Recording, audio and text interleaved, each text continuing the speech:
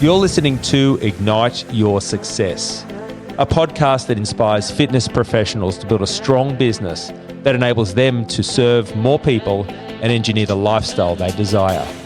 It's Brad Shepherd here, and together with Jason Yabanowicz, we're best known for running Trainer HQ, a community of passionate and profit-hungry fitness business owners that make a massive difference in others' lives every day. Each episode will unpack for you exactly what's working and deliver best practice strategies so you can confidently grow your business and make a huge impact.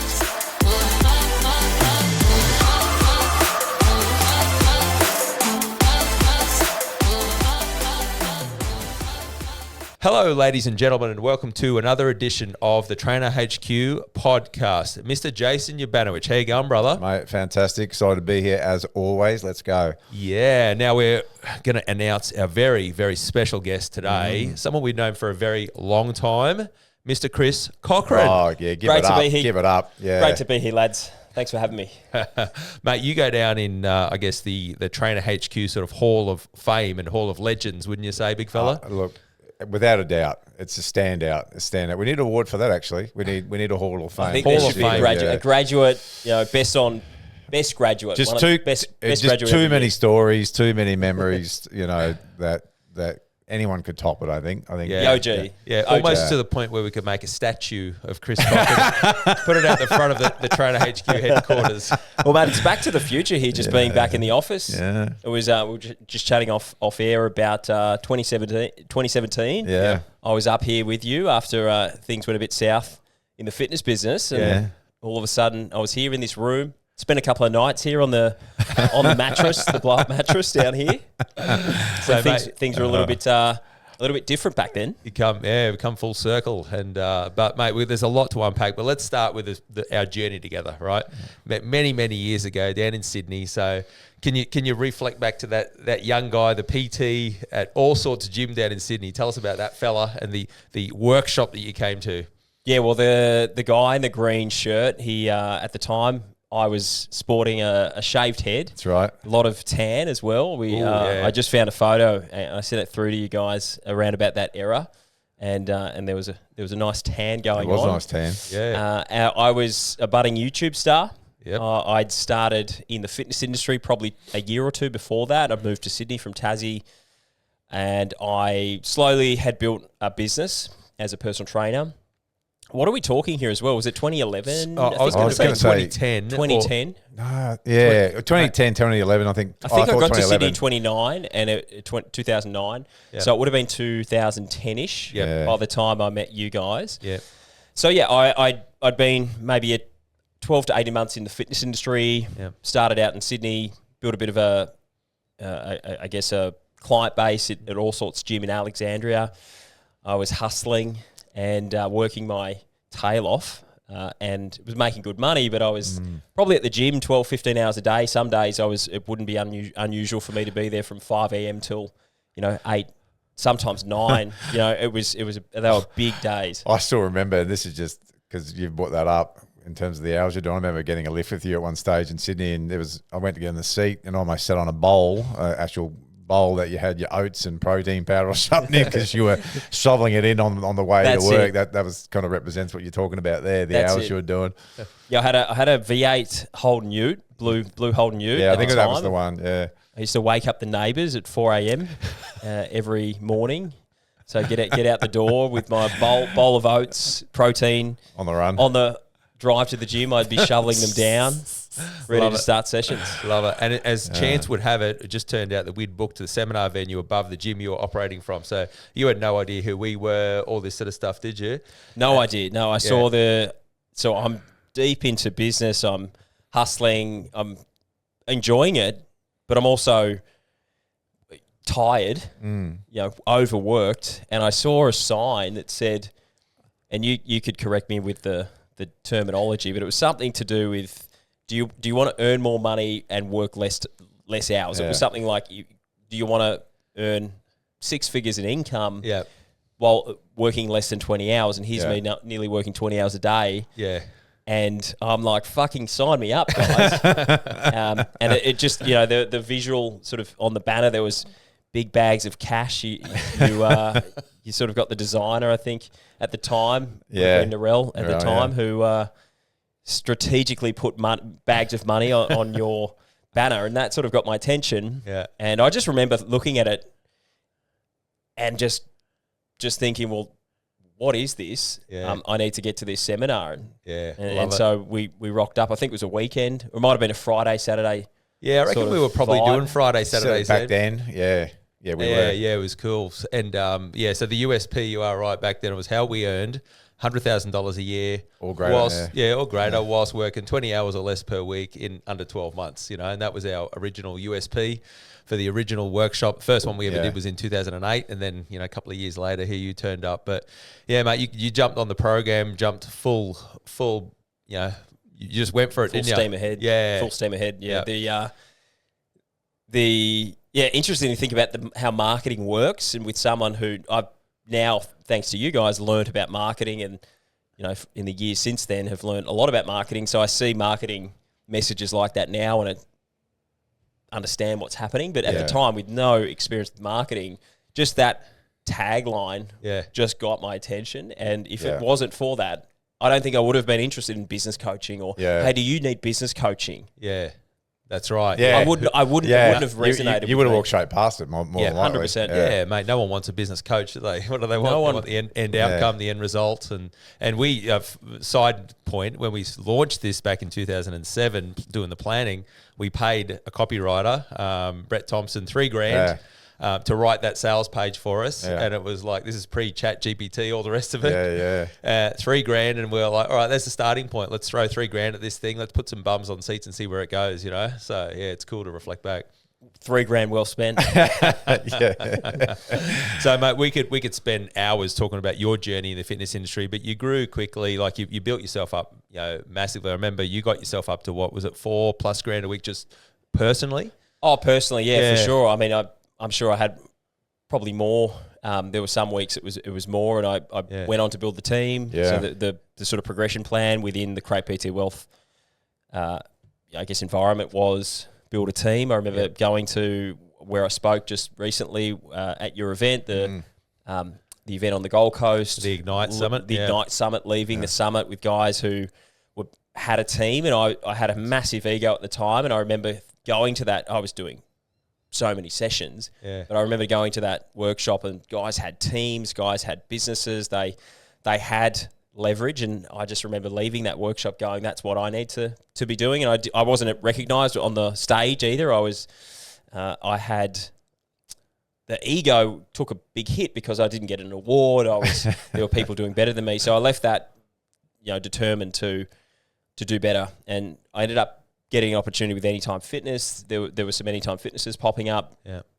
And I contacted the local Anytime Fitness gym. They had just started a pre-sale. And I proposed that I'd come in and run the personal training. The owner of the gym was an accountant, and she didn't want to have anything to do with the running of the day-to-day. So it was just a great proposition for her. So I came in, I think at the time it was $500 a week that I was paying as rent, and I could run as many PTs, as many sessions as possible under that $500 a week. And beautiful. Grew that business really quickly. The hype of a pre-sale, a new opening gym, it was just cracking. So we gave I hired PTs, we gave 3 free sessions away to everyone who joined, and within a couple of weeks after those 3 sessions were delivered, we just had clients coming out of our ears. And that gym was a small gym. And we used to get complaints because I had a PT on every piece of equipment. It was hustling. So we were making good. It was the most money I ever made as a PT. I grew the business from there. I grew it. I had stars in the eyes, and I wanted to expand this model, which was helping gym owners build their PT and run the PT in the gyms. And I got some agreements and scaled it, and it was great. It was big size. We had great revenue, but as I found out, business is a lot more than just getting revenue in the door, and there's a lot of moving parts to it. And so I think the journey from when we started Rapid PT, which would have been 2012, right through to 2017, over that journey we sort of grew to 40 trainers. We had a number of full-time staff, management, general manager, admin, sales manager. So it was a lot of learning, We had an office in Piedmont. I had a rangy, I sort of got the, I guess the entrepreneur in me and just got ahead of myself a bit and decided to, go a bit crazy. But learnt some lessons. I was a young fella and making lots of cash, and it was a really fun time. Yeah. Talking stats and numbers, what were the record months that business was hitting? I think our best month was up near 400K. Yeah, wow. So it was sort of high 300s potentially, and it was well over 350. I don't think we ever cracked the 400. Yeah. Because I remember at the time, there was a lot of the work, because you went on beyond when we finished working together. But I remember there was a time where I was always trying to pull you back, like, go, mate, to slow down. And I was always conflicted going, well, he's going for it, he's doing it, and I'm going, but I can also see, some of the writing on the wall. And I just remember going, this guy's so driven, so motivated. And, but I remember having chats with you, go, mate, you go, they want us, if we don't get it, someone else will get them. I go, it's all right, mate, there'll be another deal. And, but it just shows your drive and your dedication and your execution to go through. And like you said, all that to the side, the lessons that you learned and everything that you took out of it were, phenomenal. Phenomenal, The model I had wasn't a great model to scale, and the model that it turned into after getting some gym owners on board was even worse because I took on a lot of the risk. So as you said, there were deals that were coming my way, gym owners that were coming my way with offers to come into their gym. Yeah. But it was a different beast. I'd go into a gym that was dead. It had been open for multiple years. Yeah, right. And, what worked at Alexandra is because the gym was new, it was fresh, there was lots of energy. We caught that and we just had momentum, whereas you're getting into a gym that has no PT culture. Yeah. It's been lifeless for some time. They've had PTs come and go. The members are just in their own routine. Yeah. And it was just so bloody hard to build a culture of PT, to get, interesting, it was on life support. Yeah. Like now you look back, you go, if you were going to recommend somebody, you go, this is what you got to look for. Totally. Yeah. And then the other thing as well, when I was scaling a model like that, there were contractors, I had personal training contractors. Trying to build a culture, culture is so important in a business and a team. And trying to build a culture, and I spread at the peak of it, we had a bit over 10. There was 10 sites, maybe a couple more, but it was around about 10 sites through Sydney. We ended up having 2 in Perth. Yeah. And, there were some sites like Neutral Bay. We had a gym that was in Mossman. There was just never more than one trainer in Mossman, 2 around in Neutral Bay. And, the culture of those, it's really difficult. If you don't have a leader in there, a strong leader who's speaking the language of the business, enforcing culture and training and keeping people positive, then, someone's mindset slips a bit. They're talking to the new trainer in the business. They're seeing each other every day, and that's who's influencing the thinking. And then you have shit like people saying negative things about what they're getting paid.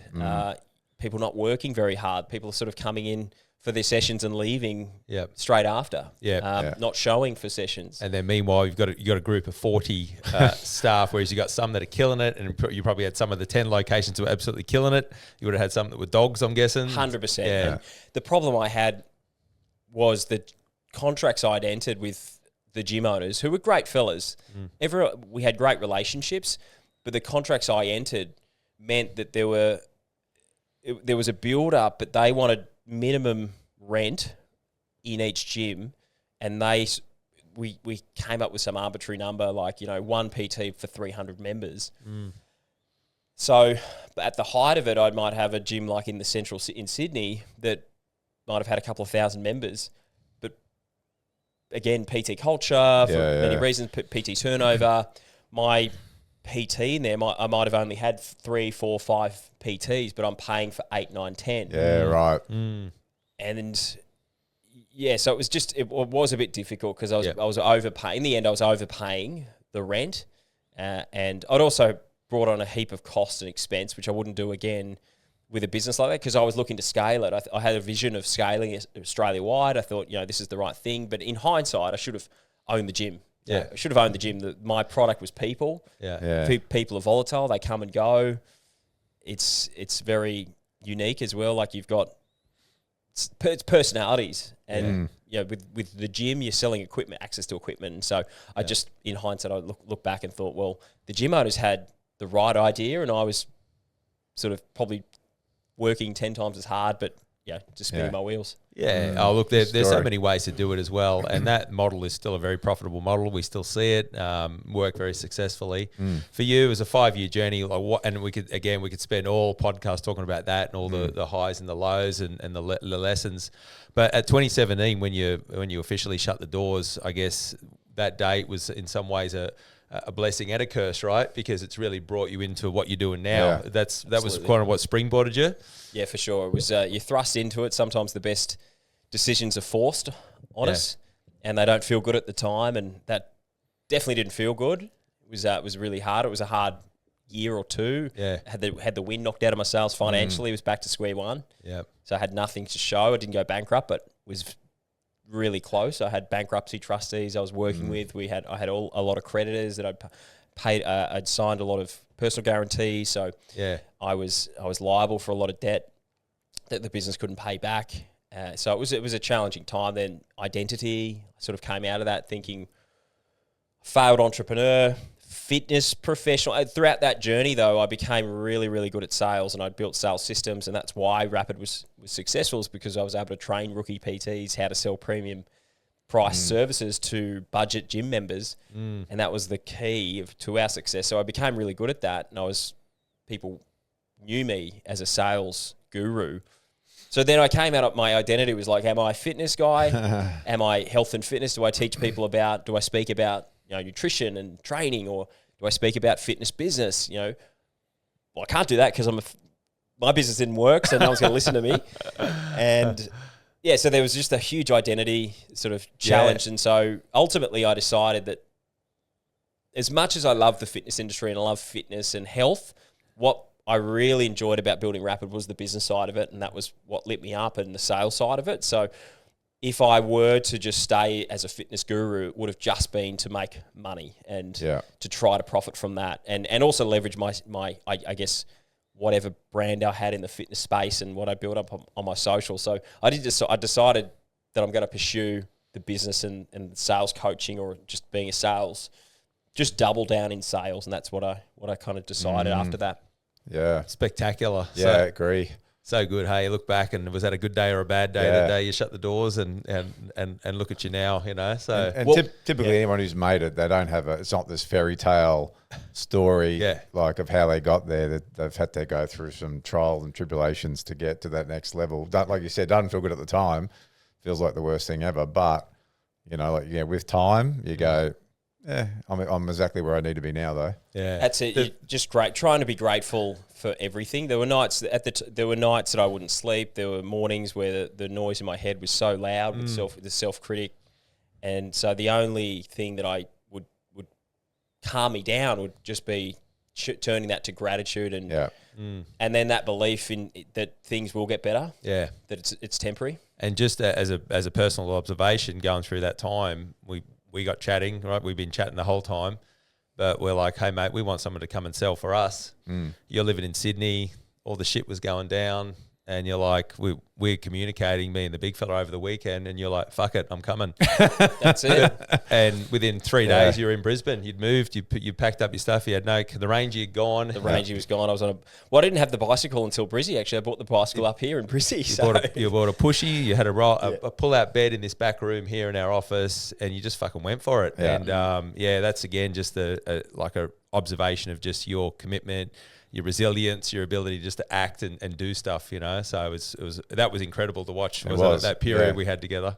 Yeah, and that's when you really know what someone's made of, is when the chips are down and tough times.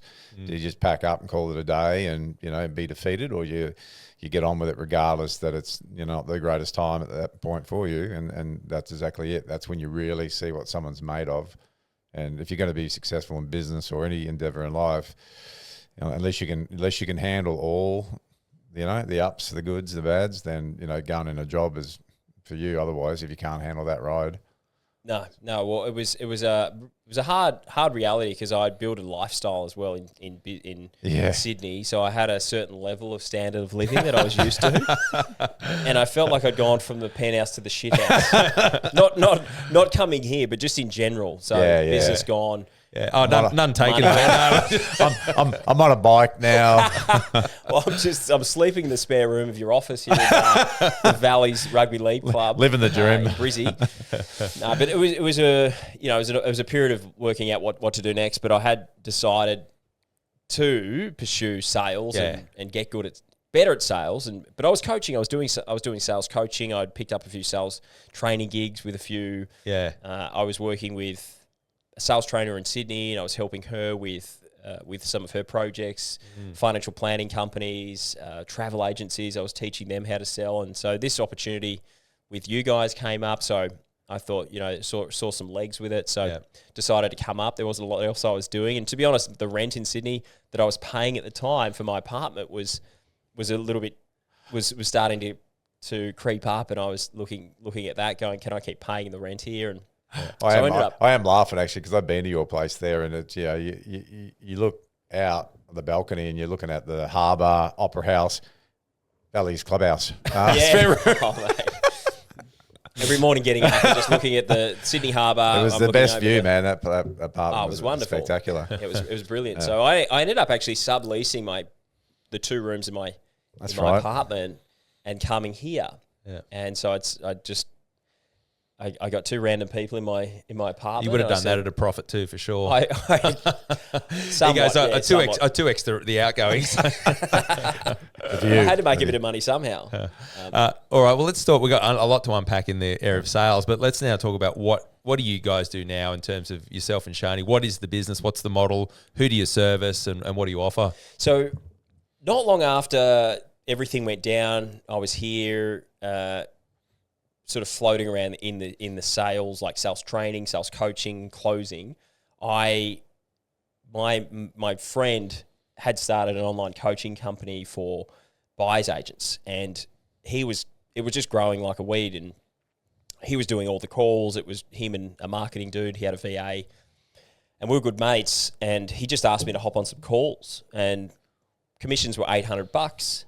At the time, I'd moved back to Sydney from Brizzy, and I was building my own little fitness business coaching online course. And so, because I was inspired by him, and he sort of had this model, and it was an online coaching business. You sort of run Facebook ads to a landing page, people watch a video, they book a call, they pay you $5,000. I was like, perfect. How good's this? So I was doing that, but I was not getting a lot of traction. I think my ego was still too diminished. I wasn't posting online. I wasn't building my own brand. And so I think I was just subconsciously, I wasn't ready to go into a business. And so I took him up on the offer. I was also doing some PT back in Anytime Fitness in Potts Point, which was a real, I was finding it difficult mentally to get back to that, just doing PT again. Yeah. Just to make some cash. You donned the Lycra again. I must have missed that I donned the section. Lycra. I remember. Especially in Potts Point, it was the more Lycra you wear, the less more white clients Lycra. you'll get. So there was a short period of time where I sort of jumped back on the gym floor just to make some money, and also the business that I was building. I was in my apartment. I was growing. I was building it all behind the scenes, but I was also quite isolated, so it got me out of the apartment. But so this opportunity to get on a phone call, and if I made a sale, the appointments were booked in my calendar. If I made a sale, it was $800 commission. For me at the time, that was huge. That was a lot. For me, I think I was back charging $150 a session on a gym floor, and so as a PT, I was having to hustle the gym floor, hustle the new members, get them in for a consult, do the consult, present the packages, get paid up front $1,500 for 10 sessions, but then I have to do 10 sessions, and in this opportunity was get on, talk about a course, close them, get paid your commission, and that's it. Give the client to fulfillment. Yeah. And I didn't have to deliver the service, and then I'm on to the next. And so just it was a little bit too good to be true. It felt that way. I was a sales coach, self-proclaimed sales expert, but my first, I'd say, month, 30 days in the hot seat, I really struggled, and I just found it was very different sale.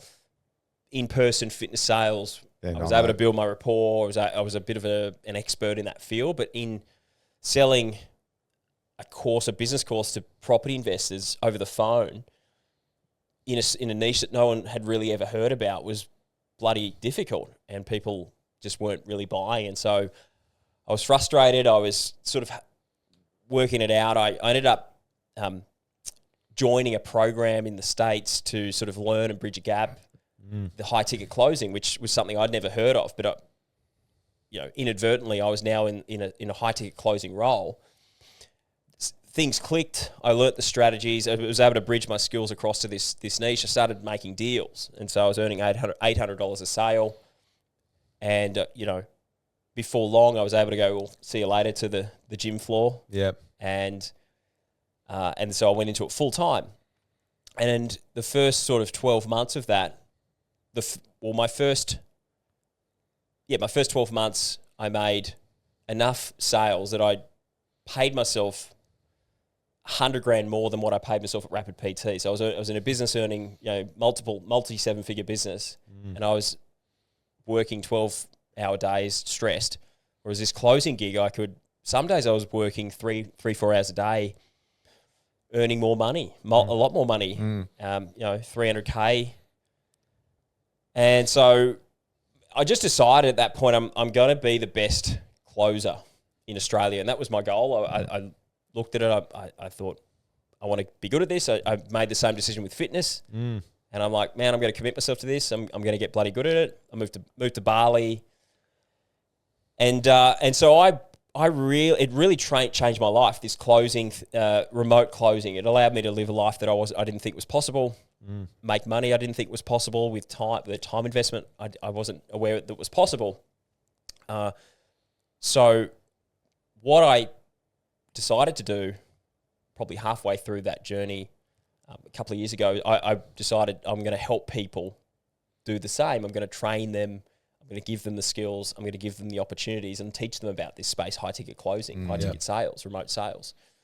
Took me a while, took me a couple of years to really put things together. I met Shani, my partner, who's a recruiter, and we decided to start a business called Remote Sales Institute, which we teach, we help people transition out of whatever it is they're doing into careers in remote high ticket sales. So we teach them skills, we give them connections, we help them get placed, we support them along the journey. So we launched officially, I think, in May of last year, and we've had about 150 students through already, and we've had crazy success. It's been really inspiring actually to see. So we're loving the journey. That's great. So cool, so powerful. And you said about high ticket closing, and it was something that wasn't so known. And again, we go back, 7, 8, 9 years. It was kind of a newish type thing. It was kind of wasn't much spoken about. It was just you're in sales. It was just sales. That's right. Yeah, you're just selling. He's just selling. And you guys were you were high ticket closing from day one. But it's really selling an intangible thing, which is an outcome. So selling a coaching program or a agency service, doing it over the phone, which is what you guys were doing for years and had been done for many years, but there wasn't a lot known about it. Yeah. So cool. And the other part I'm taking away is obviously with Shani's background in recruitment, and you go, all right, now we've got so many arms to this business now because we've got the ability to recruit and find the people, bring them into the program, plus also find them work placement opportunities. I assume that's all part of the process. That's it. I was very lucky with Shani just to meet someone who's so good at recruiting because to be honest, I'd started a business similar to this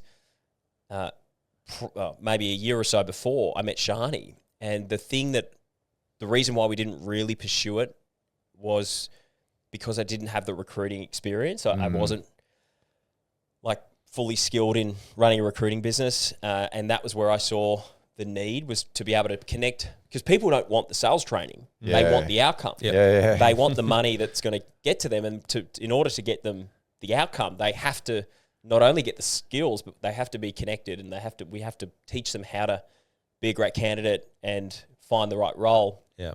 And that was what was missing. So meeting Shani was the icing on the cake. We do have a recruiting company. You guys were one of our first clients with Beyond Closers, which we help coaching businesses, agencies find remote sales reps, appointment setters, and closers. So you guys were some of the phenomenal. first. We can vouch for that firsthand, big fella, because it's just we talk about all the roles now. We're coming up to almost 20 years of running Trainer HQ.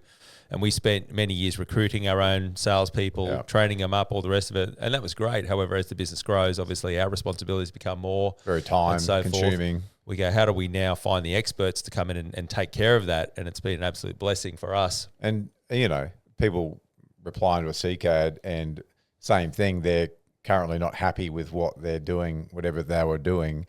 I think I'll give sales a go, but they had no experience, no training, no. Where on this case, at least number one, you guys are putting in front of us the people that you go, hey, here's who we think would be a good candidate, and we know they've had some training. Yeah, we know that, and they've been pre-vetted and all that stuff. All that hard, heavy lifting that a business owner and a hiring manager has to do. Which you have to post the ad. Time and energy consuming. Yep.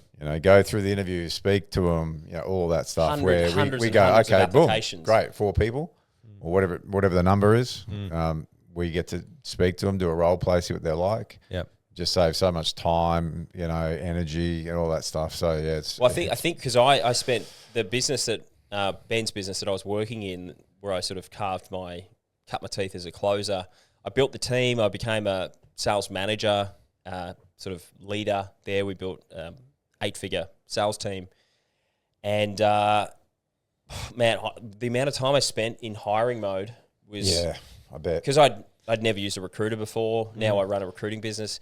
I just had never thought about the cost of me as the leader not being on calls with my team, not training them, not giving them feedback, not just in there in the field, but me spending time on Seek ads or calling random candidates to screen their application, or being on endless interviews with random people and not knowing if they're the right fit. It's just so costly for a business. So the investment that a business makes in a recruiter, it just allows you as a business owner to go and do the things that really make the money and push the needle forward. And especially in the area of sales, because, for many of them, their best sale is going to be the one they do in that fucking initial interview, right? Until you see how they go under pressure and everything else. Totally. Well, you guys have got, a nice, unique interview process. You definitely put them under pressure when they come through the updated interview version, which is great. Yeah, it's cool, man. It's so good to watch and so good to be a part of. And I guess just to to cover off on that, or to finalise it, what we also see is the training that they get. So they start off and throughout their journey, they get continuous development, professional development, training. They're part of your group. They're part of your community, which is, again, just watching and observing. That's awesome. Yeah, it was a big gap. Was what we. If we place a candidate and they jump into a business, most business owners don't have the capacity, the ability to give them good sales training. And so they may flounder. They can teach them about the product, but they don't have the right. Most of them don't have time, to be fair. They just don't have time to be there, listen to calls, giving them feedback and tweaking. So the candidate really has to hit the ground running. So that's where, if you work with us in the recruiting sense as a business owner, we help you find the rep, but then we can train them. And that's a relief for a lot of business owners. You call it the sparring sessions, hey? Sparring, sales sparring. We've got sparring and objection jiu-jitsu. Yeah, nice. The more I run the objection jiu-jitsu sessions, the more I think I need to actually get on the mat and actually do some jiu-jitsu, because I feel like a fraud. But objection handling is very similar to jiu-jitsu or judo, where you're rolling with it's not karate, where you're not kicking your opponent in the head. You're sort of using their force. You're flowing with them and submitting them gently. Although I think, mate, you probably don't have gentle submissions. That's the load of bullshit. That, isn't it? If I'm going to submit you, it's going to be painful. It's going to be painful. The whole way through is going to be painful. That gentle art stuff, don't believe it. It's not nothing gentle about it, especially if I'm doing it. And anyone who's watching the video version of this, if you're looking at those hands, I should say mitts, and just the human sitting in that chair, you'll understand if you're on the receiving end of that. He's just a big human, isn't he? It's a large just human. a lot to deal with there if you're on the mat, I'm sure. Now there's many parts of the sales process, and we want to break down a few of those parts. We want to really, I guess, give people tuning in today some experience and some knowledge in terms of sales. But can you summarize, your sales framework or ethos in a way, how you would approach it? Well, it's all about consultative selling. So the difference between consultative selling and say traditional selling is traditional selling is about you're pitching, you're convincing, you've got to be there, you've got to show them how good your product and service is. And what I learned in the closing space, especially over the phone, is the more I sold, the more I spoke, the less results that I got. Mm-hmm. So the more I wanted to sprout the benefits and features and sell my stuff to the prospect, the more they resisted. The walls went up. The barriers came up. The old tell and sell. That's it. Tell and sell. Yeah. Like show up and throw up, they say. So used car salesman, have a look at this car. This car, it's done this many Ks. You're gonna love it. There's not a mark on it. That sort of stuff. It's cool. Somebody said to me many years ago, they said, "Mate, you got 2 ears and 1 mouth. Listen twice as much as you speak." And I just remember that resonated with me as going into those things, just going, fucking listen, mate, And when you do speak, make it count. Make it count. That's it. Be brief and concise. And so the purpose, I guess, of this, it's leveraging psychology, human psychology, which is people hate being sold to, but they love to buy stuff.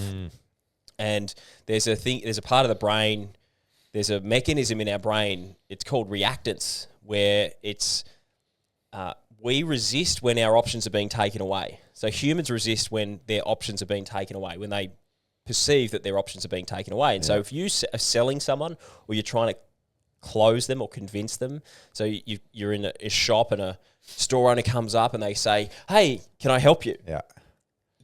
We immediately sort of resist that because we think this person's going to sell me. This person's going to close me.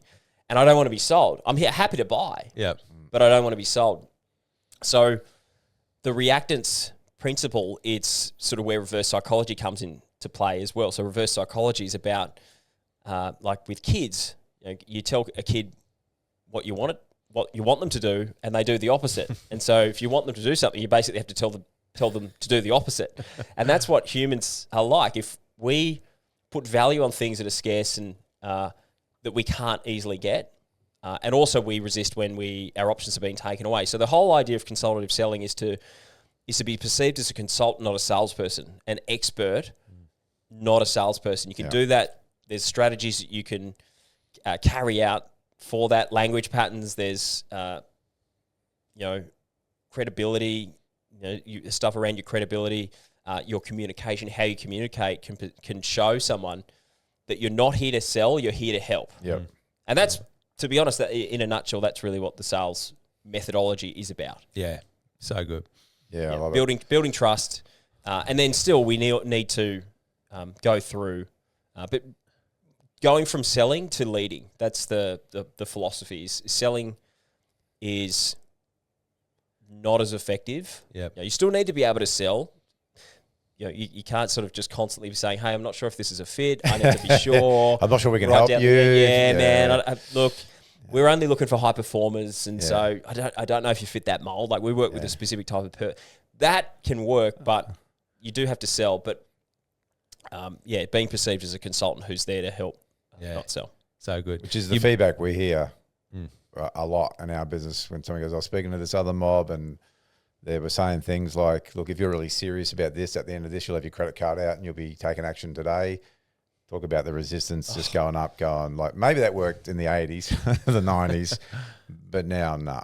I used to have that in my email at Rapid PT was bring your credit card to this free session because, you'll be presented an offer on the day and you may want to take it up. And so it's funny to look back at how my style has changed a lot. But it's about getting the right information, finding the needs, finding the emotional drivers, getting that information without diminishing trust and while keeping trust with the prospect. You mentioned that word trust a few times, and let's double down on trust, because I guess that's the start of it, right? So give us some of your, I guess, feedback on ways to earn trust or to develop trust. So it's a good question. The two parts that I think about are connection and credibility. So, and if you think of communication as a piece of toast, and the connection you've got with a person, the rapport, is the butter on the toast. It lubricates the toast. If you have a dry piece of toast, or another good example is a wheat bick. Yeah. So you can have communication, which is a dry wheat bick, or you can have it with some milk. Yeah. So the milk lubricates the communication. So rapport is about creating likability and harmonious communication through a relationship you have with the person. So you might be there to talk about their problem and your product. That's the task. But the connection is about the person, the people who are involved. And so trust people who they like more often. And so building trust, firstly, it is about building connection. Now, you don't want to overdo that. You can have too much milk in on your wheat bick. You can drown the wheat bick in milk. Yeah. You don't have to be best friends. You don't have to be going out on the weekends and drinking together. That's it. You don't have to be talking about the weather or the footy team. You don't have to go deep into that. But there are strategies you can, I guess, undertake to be likable. Build a connection. Yeah. And then throughout the whole call, it's not just it doesn't just happen at the start, but it's throughout the whole call. You're either building connection or you're sort of driving the process forward. And those are the two things. Sometimes you can drive the process forward too much, you lose connection, and it feels a bit abrasive for the prospect. So number one is connection. The second part is credibility. So being likable isn't enough. I'm sure you guys have. I'm sure you've got people in your life who you like, but you'd never take their advice. You'd never take their advice. They're likable people, but you're not going to listen to them when they sort of give you financial advice or advice on what you should do with your life. Yep. Yeah. So the second part is you need to be liked, but really to be effective, you have to be respected by the prospect. Has to respect you as an authority, as an expert. Yep. If they don't respect you, because salespeople are probably the least respected profession on across the planet board. Earth. Yep. So the real game changer is when a salesperson can go from being perceived as a salesperson to an expert, which means you've got credibility, you're respected, they respect you for your knowledge or for your past achievements or for even just the way that you present yourself. And they're much more likely to listen to you when you have both of those. We've got the connection and also you hold credibility. So they like you and respect you. And that's, for me, that's the game. If you have that, the rest of the call and just your career in sales would be very easy. And if we're looking at our audience, especially, we are talking about people in the fitness industry. So it done right, that's how they should be received, as an expert in a certain area, be it strength training, rehab, whatever, right? Where unlike some other industries, you are the salesperson trying to sell somebody else's product. So I see in our industry, if done right, and even with us, right, they're speaking to people who've been there, done it, #1 best-selling book, all that stuff gives it that credibility where they don't just feel like they're speaking to a salesperson, they're speaking to someone who's an expert. That's it. I mean, the first part to being perceived as competent, incredible, is just confidence. Yeah. And confidence is often perceived as competence. And they say that people who are confident get promoted, they achieve more in their life, they get paid more money, and they often get promoted above people who are better at the role.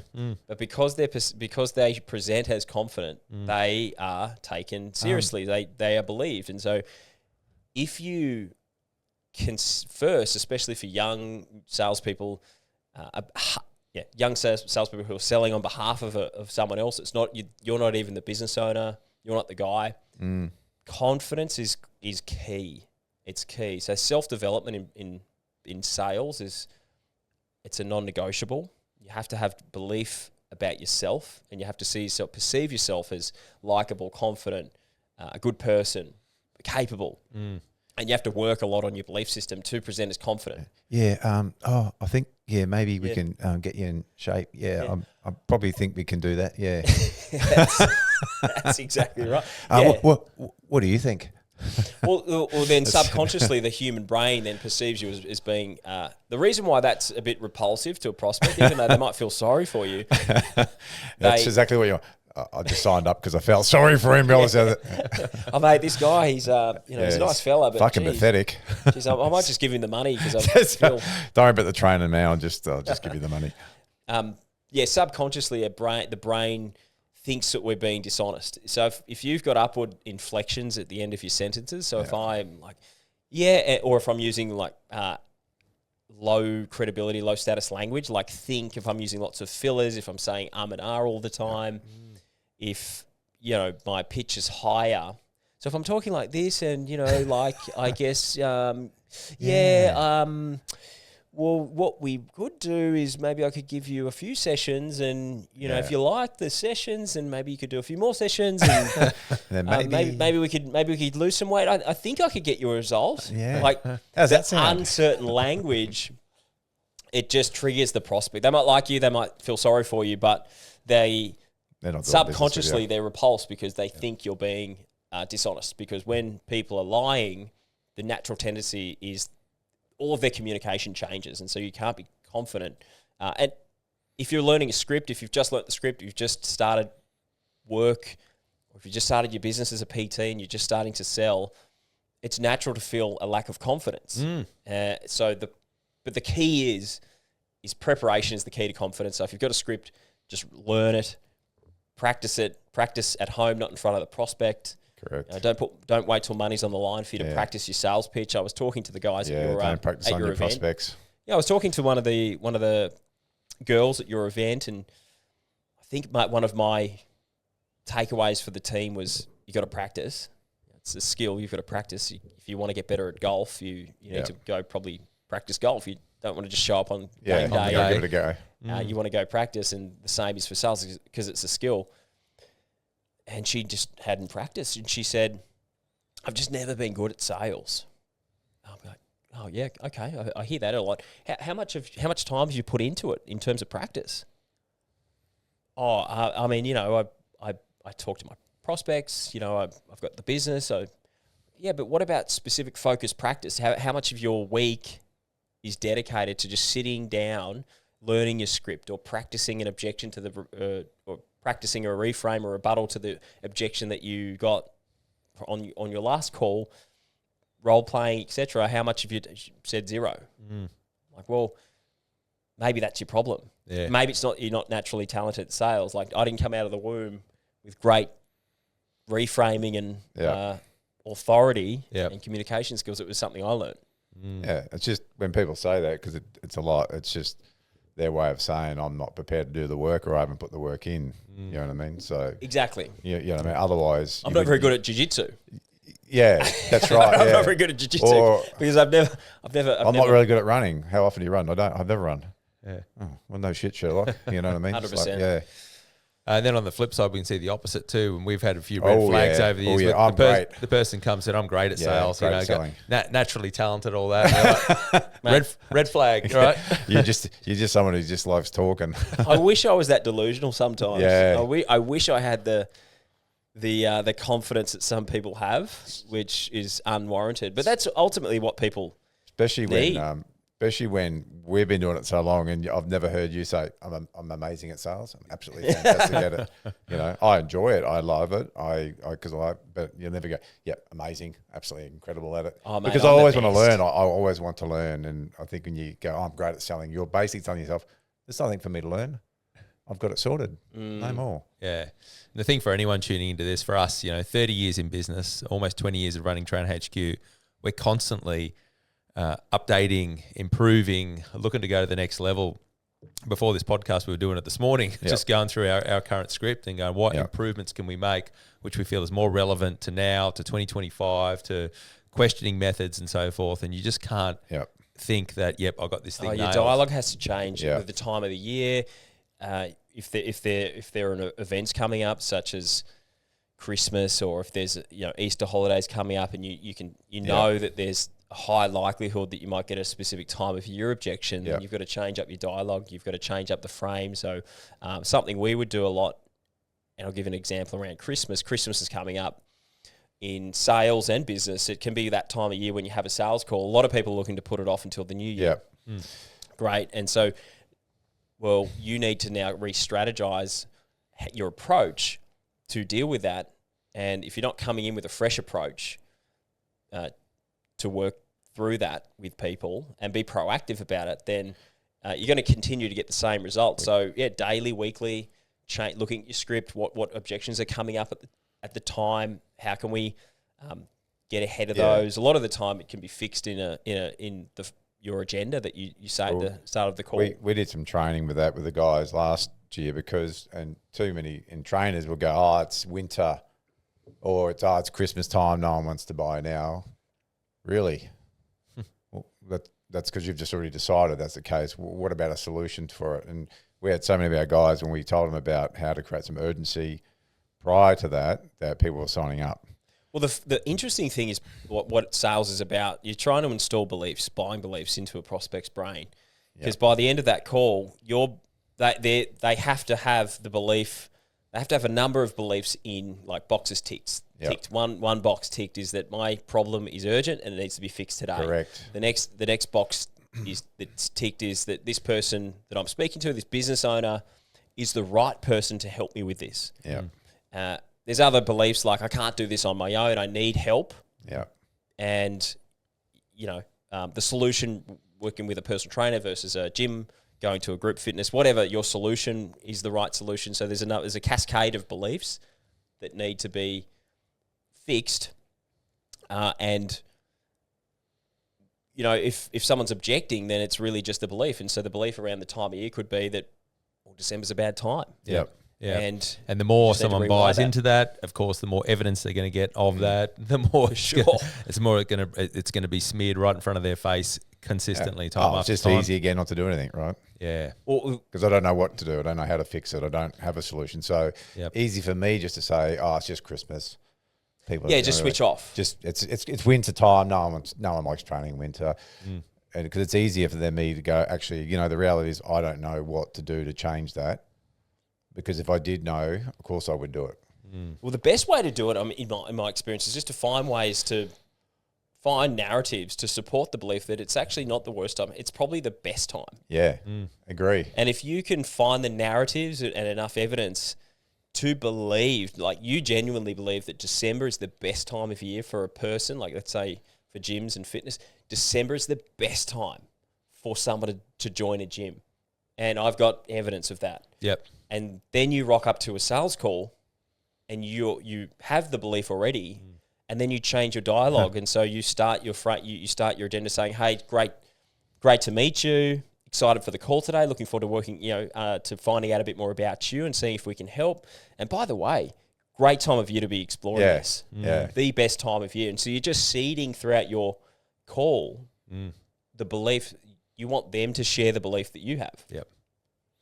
Yeah, we used to run a thing going, the short version was lose the 4 or 5 kilos leading up to Christmas so you don't come back plus. And most of our clients at our gym, we had loved it because I got sick of trying to convince them that don't put it on over Christmas because they didn't want to hear that because they go, I'm going hog wild. Well, I'm going to eat, I'm going to drink, I'm going to do all that stuff. Well, let's sort that now. So when you come back, perfect. You're not plus, you're neutral, and they were like, love it. Well, it's a strategy. So you guys are sports athletes, ex-athletes, like football. The boys out here at the Valleys, they've got a skill, football, but skill plus strategy equals success. Sales is a skill, but then you've got to have a strategy. And if you're not going into it with a pre-planned strategy, what are you doing? Yeah. How can you be successful? A hope plan. Yeah. Well, man, I'm gonna rely on my today. skill.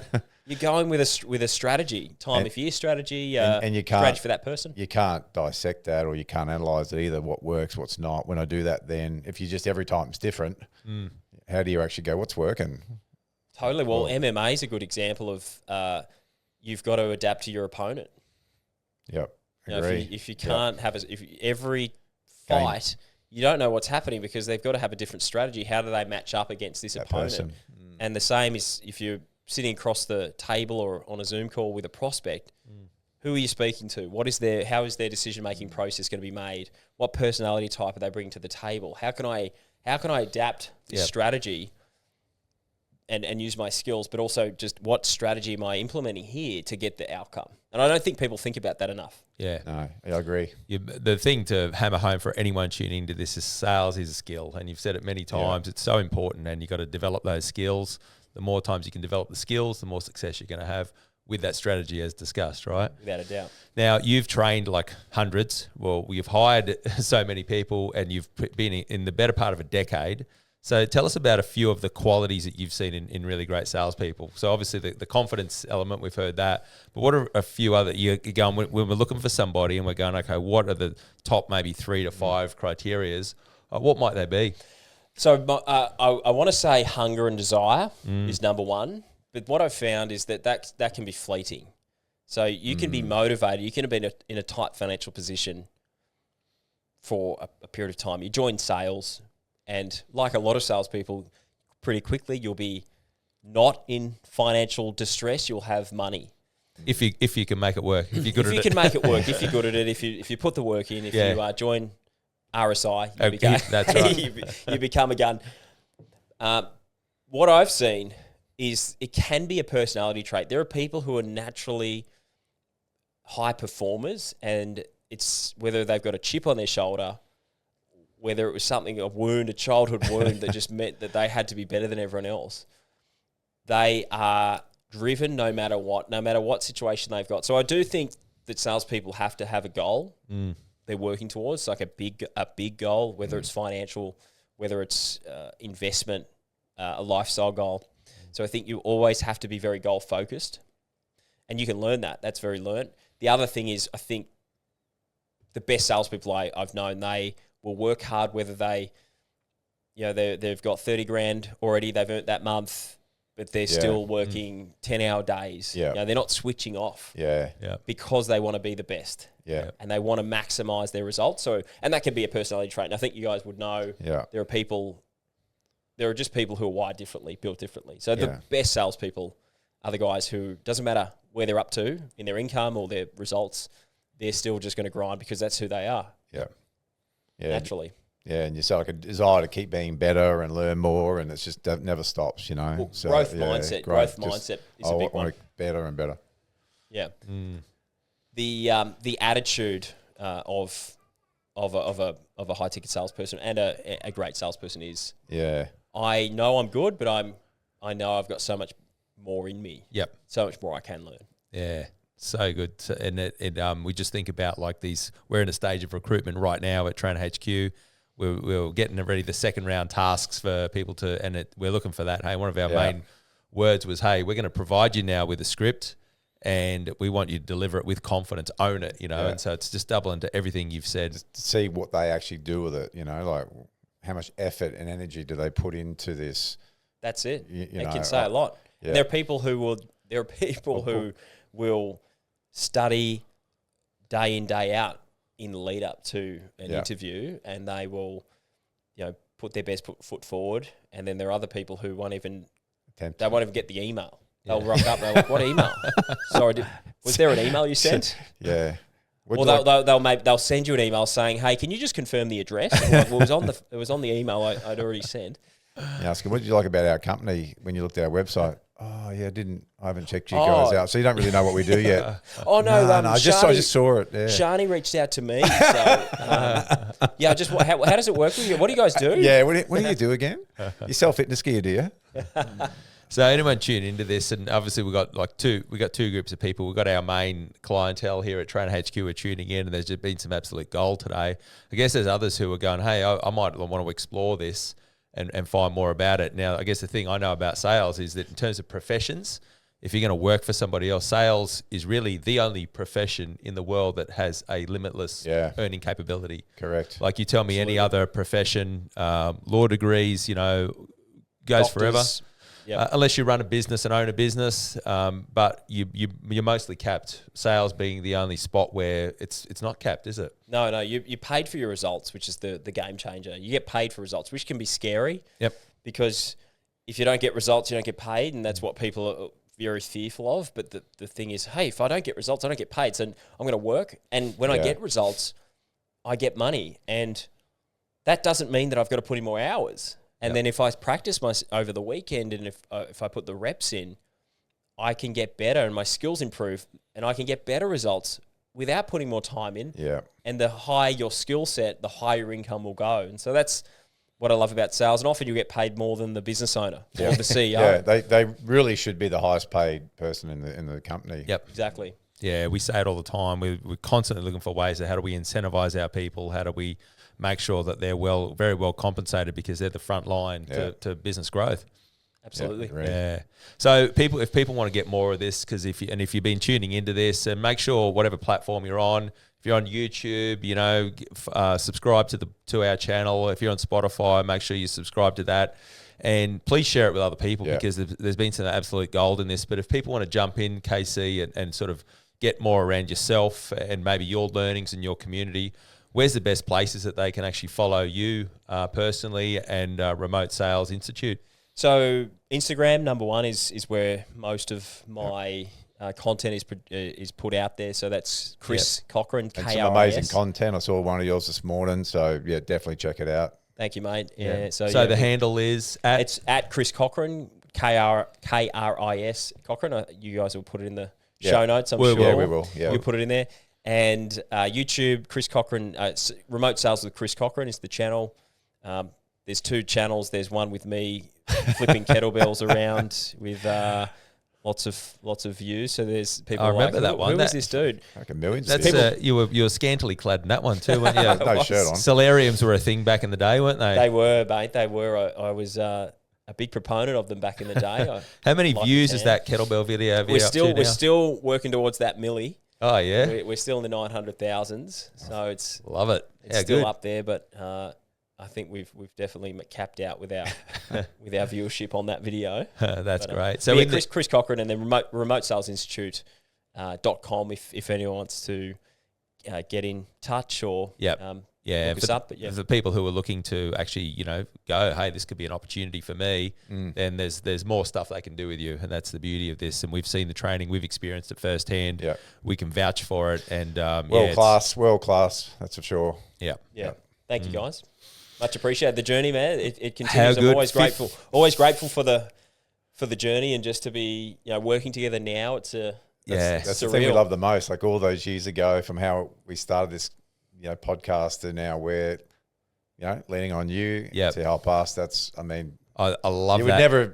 You never know back then, but look at it now. Yeah, it's incredible. We've had that with other people as well. They've come through. Yeah, 15 years, hey, and just watching the journey together. And I just think about, hey, man, I still feel like I'm just fucking warming up. I don't know about you guys, but I'm just like there is so 100 years. I think there's so much more things to do, so much more opportunity to be had, and it's just the journey's just been super rewarding and so exciting. So yeah, well, I mean, you guys have changed so many lives, and I wouldn't be in the position where I'm at today without the start, without the business experience, the business knowledge, the business education. I would potentially still be a gym floor personal trainer with. In Alexander with a green shirt and a beautiful tan. I'd have a great tan and a few more wrinkles, probably a few more wrinkles than I've got now. Still having the breakfast bowls on the seat on the seat of the car next to you. And the other part, I guess, just watching and observing your personal life as well, and the achievements in there in terms of now your beautiful family and. You've got your beautiful place in the Goldie and all that stuff, which is, it's cool to watch and just go, mate, congratulations on everything you built personally. Agree. Thanks so much, guys. Yeah. Awesome. Thanks for coming in. Ladies and gentlemen, Mr. Kris Cochrane. Yeah. See you soon.